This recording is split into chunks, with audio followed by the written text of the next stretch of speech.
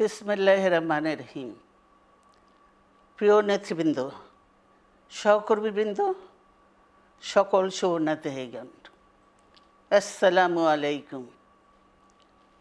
প্রতি বছর মে মাসের এই দিনটি আমাদের পরিবারে আসে এক বেদনা বিধুর স্মৃতি নিয়ে।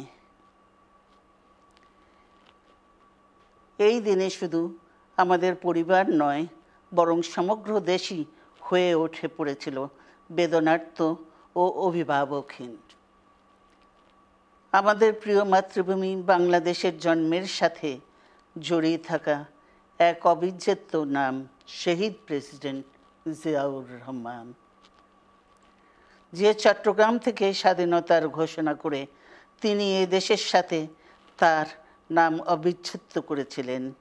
সেই চট্টগ্রামেই এক সফল, সৎ, দূরদর্শী ও প্রকৃত দেশপ্রেমিক প্রেসিডেন্ট হিসেবে নিজের জীবন উৎসর্গ করেছেন।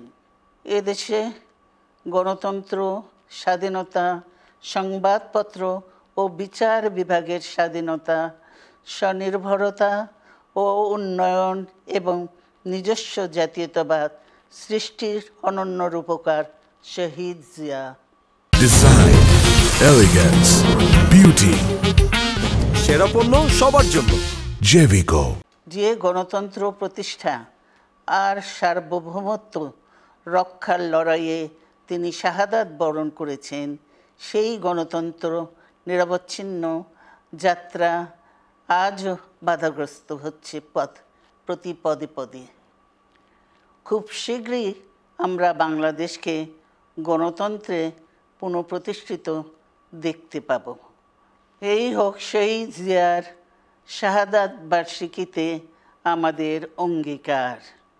এই লক্ষ্যে সুশৃঙ্খলভাবে এগিয়ে চলার জন্য আমি বিএনপির সকল পর্যায়ের নেতা কর্মী ও দেশবাসীর প্রতি আহ্বান জানাচ্ছি।